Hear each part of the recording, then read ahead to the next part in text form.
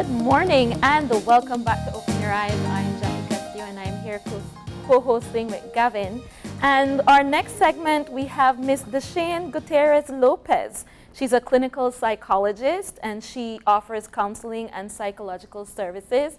And Deshane is going to be speaking to us about adaptability and flexibility during these new times. Good morning, Ms. Lopez. Hi, good morning. All right, how are you doing today? I'm going good. I want to thank you guys for having me here this morning. No, of course we appreciate conversation. Great, so are we, and we appreciate you spending some time with us this morning. So we're talking about adapting, and with adaptability and flexibility, and it's definitely something that's needed nowadays because all of us are finding ourselves having to adapt to what everybody calls the new normal in the wake of the COVID-19 pandemic. So let's start off by talking a little bit about what exactly is adaptability and flexibility. What are those things? What do we mean when we say those things? Adaptability is pretty much being able to adjust to the environment that you are in. So change happens all the time. It's inevitable. It's a part of life. And so we always have to adjust ourselves to what's happening in our environment. We want to respond based on what is happening in our environment. So because there's a change, and this has been a drastic change with the pandemic, it also means that we have to do some drastic changes, which always bring about a variety of different emotions. Because one, we were unprepared. It's not something that is a normal part of the natural disasters. So, for example, we're more prepared when there's a hurricane season. We know what to do. We know what to get prepared. But because it's a pandemic, it's a disease. We didn't have earlier any plan or any preparations for the pandemic. We went through our first phase, I guess, here in Belize. And so now, if there's a second wave, we have previous experience now that we can use to help us prepare moving forward, right? So it's the ability to what's happening in the environment and how can we adjust ourselves to be able to accommodate what's happening, the different changes. Right. And what do you think are some of the things that would indicate that a person may not be flexible or they may not be adapting well? Because, I question myself sometimes during coronavirus. Well, there are so many different factors. A lot of it has to do in terms of how we see ourselves in the environment, if we believe that we have the ability and skill set to make those changes. And so while some people may say, well, there are certain things that I can do, if they look at it in terms of some of the things that they can't control. So we can't control the fact that there is a pandemic, but there are certain things that we can control. And so it's much easier for persons who focus on the things that they can control to be able to adapt to the new changes. For others, when they focus on the things that is beyond their control, that makes it even more chaotic because it's hard to adjust when you feel like you have no control in your environment. You don't know how to move, what will happen next, and so you feel lost, you feel that anxiety, you feel anxious. And so it's natural that we go between things that we can control and things that we cannot control back and forth, as we're adjusting, as we're trying to make sense of what's happening, we go back and forth between the things that we can't control and the things that we can control.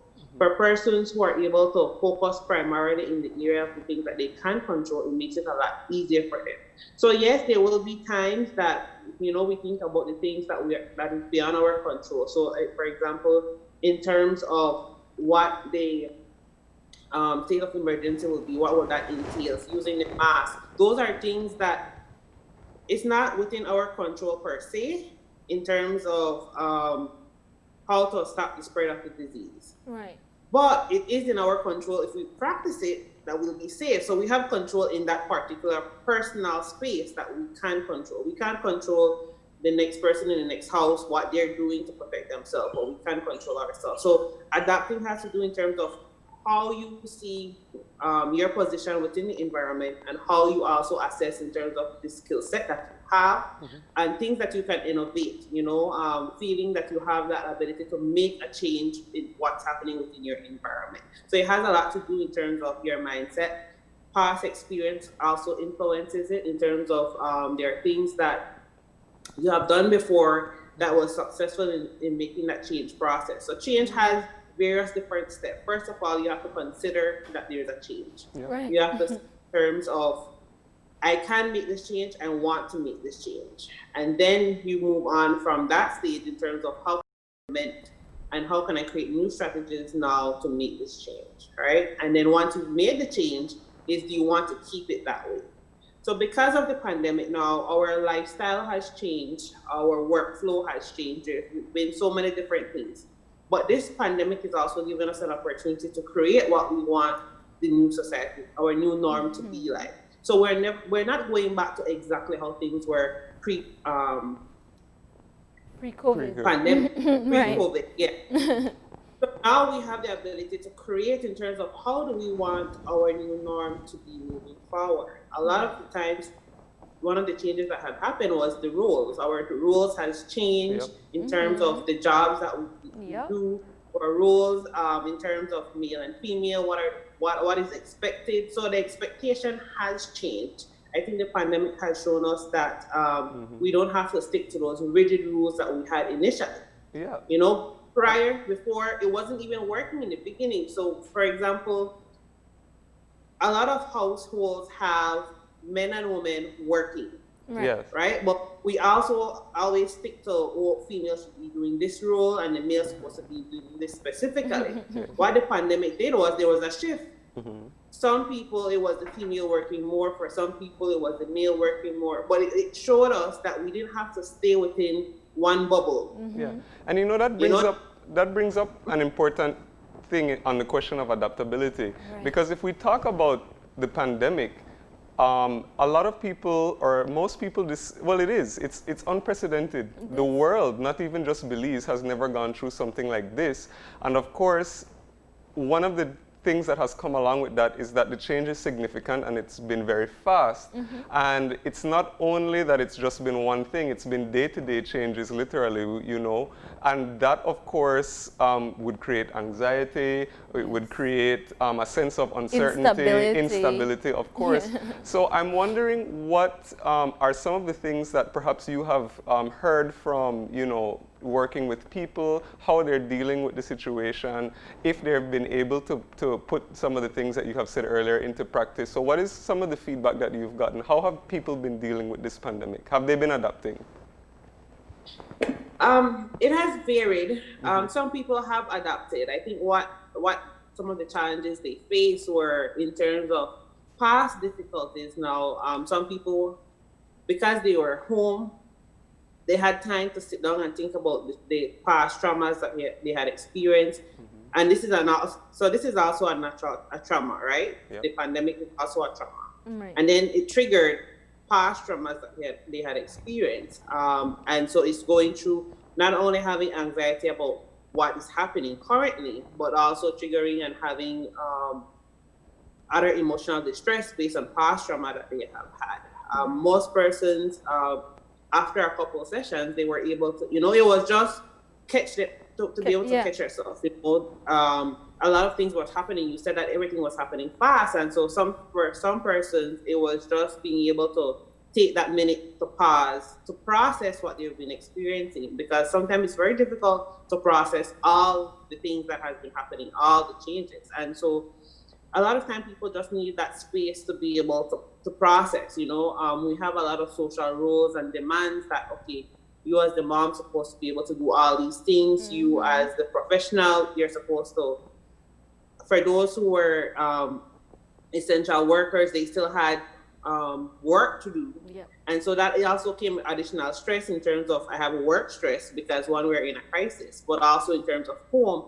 And so it has a lot, different people had different reactions, because even though we're all experiencing this pandemic together, we all are experiencing it differently based on our home situation, based on our past experiences. And you use an interesting word, process, because so many people, like you said, approach a situation differently. How quarantine might affect you might not be the way that it affects me, or getting terminated, people have to deal with things like that. What would you say is the process that an individual should go through so that they can adapt and be flexible and deal with whatever situation they're currently facing? What are some of those processes? One of the main things is being able to identify and feel the feelings that you're feeling. One thing is, as humans, we like to hide when we're experiencing uncomfortable feeling. We try to dismiss it as much as possible, but it's experiencing that uncomfortableness that allows us to move over, to process and to go through that emotion. So the different intensity of the emotions, the different type of emotion, acknowledge where you're feeling it in your body, because we oftentimes have a physiological response, and also trying to define what it is that you're feeling. And being okay with that uncomfortable feeling, because that is usually what pushes you to think in terms of what are the steps now to move out of it, right? So it's experiencing the feelings for what it is, acknowledging it, and then once you're able to do that safely, it's usually from a physiological, you go into more the cognitive, because we can't talk about what we're thinking and processing if we're having a physiological reaction. So experiencing the feelings, acknowledging it, and then from there it's working through in terms of your thoughts, and assessing what are the things that you can control, what are the things that you can't control, and be comfortable with that uncomfortableness. We oftentimes run from that uncomfortable feeling. Yes, we do. But the work, being vulnerable, that is what produces a better outcome, because your vulnerability becomes your strength once you're able to go through and experience that feelings. We try to dim in what we're feeling or try to play it off like it's not affecting us. And when we do acknowledge it, sometimes we acknowledge but downplay. Right. So I think it's being able to accept the position that we are in, what the feelings that you're having, acknowledging it's okay to not feel okay. It's okay to feel that everything is being hectic at this point, and it's okay to take a pause and to just focus in terms of what you can do. Now, because everybody has different situation and different circumstances, it may look differently for each person. Asking persons to take time for themselves may not be realistic given their home situation. Right. But if you can get 5 minutes to yourself, when everyone is asleep, you can find a little time for yourself and feel that uncomfortableness. When we feel that uncomfortableness, there are two things that could happen. One, you either hide and don't work towards making a change, or you feel the uncomfortableness and use that to push you forward. And what about persons who have been negatively or more negatively affected by the pandemic? Because as we know, a lot of people are out of jobs, a lot of work, money is tight, or even just staying home might be difficult because the family situation might be a difficult one. So there are persons who, of course, are feeling increased stress, increased pressure, and all because and increased negativity. So for persons who are in those difficult situations, what are some of the ways that they can adapt, cope, and possibly even change their situation? Well, each person is different. And so even from the examples that you gave, it's still dependent on what they're experiencing specifically. But what I would like to tell each person is to be kind to yourself. Because apart from being unemployed and dealing with all these pressures in terms of your home environment, it also triples sometimes because of the role that we are expected, or we think that we're expected to play. And so it's being kind to yourself, because the demand, you will not be able to do the things that you used to do, but your value hasn't decreased, right? And so being kind to yourself is not feeling as guilt, not feeling that I must do these things or I am not worthy because of the current financial situation that I am. Because what I've noticed is a lot of time, that is not just the finance in terms of providing for food, is the fact that you feel that you're a failure because at this point you're unable to do that. So it's hard to really give specific recommendations, because it will all depend on what that particular person is dealing. But I think overall, if we're more generous to ourselves and also in terms of our society, I think it's time that we start to appreciate people for who they really are and not what they bring, because the societal norms has created from a macro level in terms of the things that people expect or people feel like I have to do all these things. I have to fit within this criteria for me to have a sense of worth. So I think this is a great time for us to start to be kind to ourselves and be kind to each other. And also in terms of assessing our expectations and our goals and see how realistic they are and to adjust and to create now more realistic goals and expectations based on what is currently happening now. So what you could have done pre-COVID when you were working, you won't be able to do those things now. But what is within your periphery that you can do at this point? Mm-hmm. What are certain things that you can do? So you're unemployed. Is there any you have skills, ways that you could start to generate income as a self-employed person? You know, so it's looking at your situation on a case-by-case basis. And if home is crowded, for example, can you take time? Can you go for a walk? Can you go somewhere to just get that personal space time? Because yes, indeed, personal space is very important. But again, that person will have to assess in terms of where they are. And so it's being, like I said before, being able to be with your feelings and to assess what is happening in your environment and to see what are some of the things that you do have control of and what are things that you don't have control of, and try to focus on things that you do have control. So I think reflection, being kind to yourself is a good start to be. Now, what would you say, Deshane? You used the word feelings, and our sociocultural norm is, especially like for men, they don't necessarily deal well with that word feelings. As you know, women in the household or even women who are a part of a family, how do you get those feelings to be processed in a society where men aren't necessarily encouraged to express those feelings and go through that process? Because I'm interested to know. Well, as the females in the household, acknowledge where you are, right? We can't guarantee that the men will start to have that conversation immediately. But if we have that conversation and let them know if you're feeling this way, it's okay. Because I think a lot of time is they don't want to be perceived as weak. Right. Right? And so it's acknowledging it. We're all going through this. I don't expect you to do this. So you laid out as the female in the household, I don't expect these things. Mm-hmm. Try to minimize it because it's that expectation that is blocking them from even acknowledging. And even though we tend to say that men don't express, men do express. I think what has happened is how they express it. Right. We as people don't always notice it or acknowledge it as this is how they're expressing their feelings. Mm-hmm. So men do express, just not in the way that we as females will typically express it. So for example, they may say certain things that may signal, okay, what feeling is behind the word. So mm-hmm. I think for us is trying to translate their language, because for them, they know what we're feeling, because we will say, this is what I'm feeling, or, you know, I am mad, I am annoyed, etc. It's more easier for females, but even for us sometimes as females, those are the words that are easier to say. I am mad, I am upset, I'm not happy. Yeah.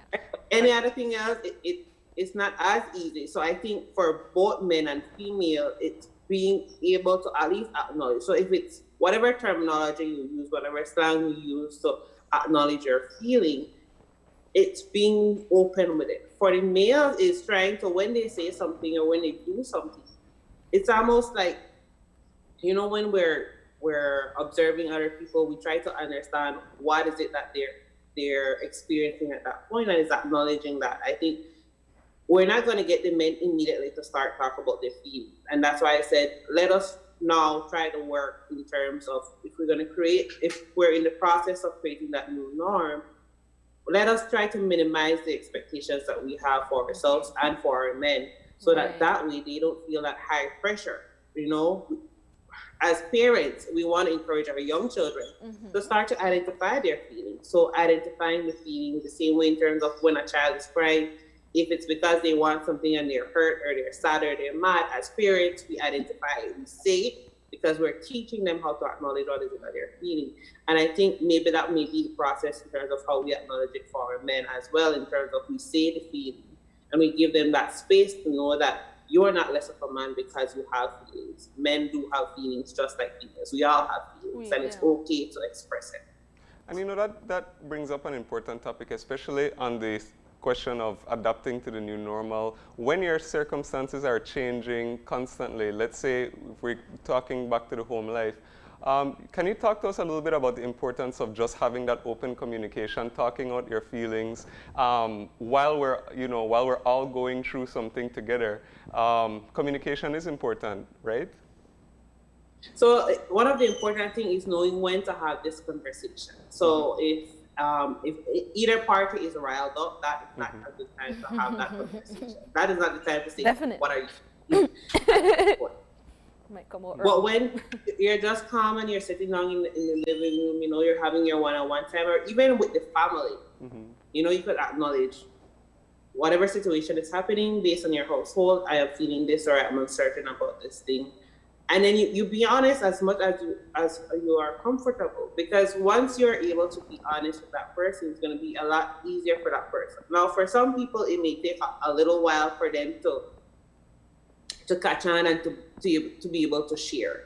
But it also has to be something that you actively do, because it does take a while. It's not in our norm to be able to do that. So now, while we're adjusting to creating our new norm, let that be a part of it. I think talking about feelings should always be a part of every household conversation, because when we do that, we allow ourselves to be vulnerable with each other. The more vulnerable we are with each other, the much easier it is for us to support each other in a healthy way, that we have that support, that we don't feel that, yes, we're a family, but whenever a crisis happens or whenever there's a challenge, we feel that we have to handle it alone. So having that conversation, whether it's around the table, it's watching TV. When you're watching TV, there are a lot of movies that have these themes in terms of persons not sharing their emotions, persons sharing their emotions. So you use that as a means to have conversation. I always think that using media could be helpful if you use it as a conversation starter to talk about what's happening. Deshane, I know earlier, I don't know if you were tuning in, but we were speaking about the state of emergency.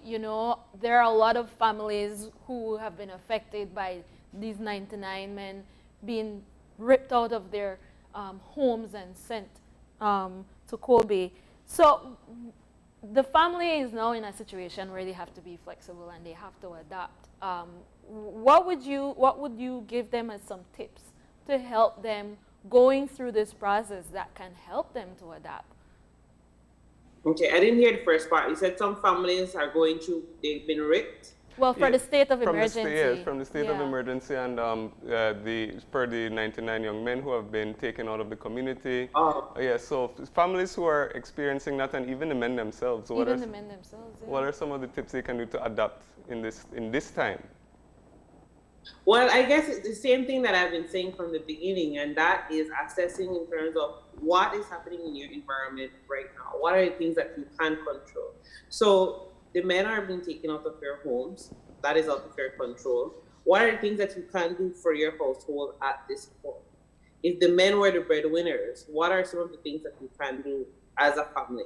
So it's always looking back and seeing what you can do within your situation. Because when we focus primarily on the things that we can't control and we lament there for too long, it doesn't push us to make changes. But when we start to look, because we can look at and acknowledge both parts. These are things that I can't control and these are things that I can control. Once we're able to look at the two sides, we're much at a better position to look at strategies for our benefit. But when we only focus on one side, it doesn't give us room, because then we become hopeless when we feel like we can't do anything.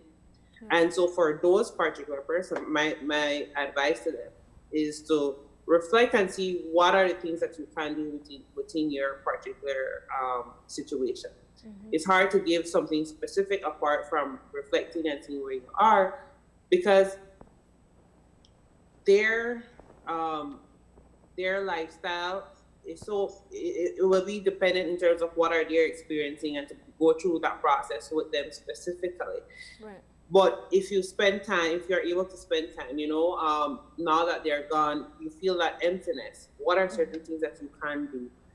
If they have children in the household, how can you start to build that bond and bond while you guys are both grieving the changes that you're experiencing when you're family at home. Right. So doing activities with your child, creating things, everything doesn't have to be about money, but spending that time is also as important. And, acknowledging what you're feeling as the females in the home and giving your children that opportunity. And then once you're able to do that, it's going to be a lot easier. Not very easy, but still to Help be you able to to cope. look into the things that I can do and the things that I cannot do. Mm-hmm. Well, we are just almost out of time, but are there any final thoughts that we would like to leave our viewers with? Because as we started off saying in the beginning of our conversation, this is something that everybody's going through together. Everybody's trying to adapt to a new normal. So what are some of the tips or any advice that you want to give for people who may be struggling, or just people who don't know what to do in the face of all these new changes? Take time to breathe. That is one of my major things that I'm going to say. Take time to breathe. Take time to relax. Give yourself at least 5 minutes personal time to process what is it that you're feeling. It's okay to feel what you're feeling. Indeed, we're all experiencing the same storm, but we're all in different boats. And don't always compare yourself to what another person is experiencing or what they're doing, because each situation is different. So I would encourage you guys to spend time, focus on what you're experiencing with your family, and also in terms of how can you acknowledge what you're feeling, but making sure that those around you feel comfortable enough to express what they're feeling. Let this be the new norm, that it's okay to talk about our feelings, that we don't have to hide and we don't have to be strong. Sometimes we use the word strong, and I always cringe at times, because a lot of people think that being strong means that you don't cry, you don't experience sad feelings, you don't get mad, and you have so much control. But it's experiencing all of those that is really what makes you strong, being able to be vulnerable. So I encourage people to acknowledge where they are in terms of whatever situation, but also acknowledge where they are emotionally. And go through, feel the feelings that you're feeling, and use that to be your guide in terms of moving forward. It's okay to talk about our mental health. So I want to encourage people that yes, it is stressful. Yes, there are resources that you can tap into if you realize that you've tried to process what you're experiencing, but it still has been difficult. Reach out to a mental health facility near you. There are free services, and there are also private practices that you can receive service from. So don't be afraid to reach out to find the help that you need. Okay. So thank you very much for that, Deshane. We really appreciate you sharing your thoughts this morning. This was definitely a very interesting and a needed conversation as we're all going through this. So thanks for sharing your thoughts. Thank you, guys. Bye. Have a good day. Right, You have a blessed day as well. Bye. All right. So with that, we are going to be taking another short break. And when we come back, we're going to jump right into our third conversation. We're shifting gears. We're going to be talking a bit about fitness. And wellness. And wellness, absolutely. So we're going to be joined by Kaya Katus, who's going to be telling us all about her new training program. So please stay tuned.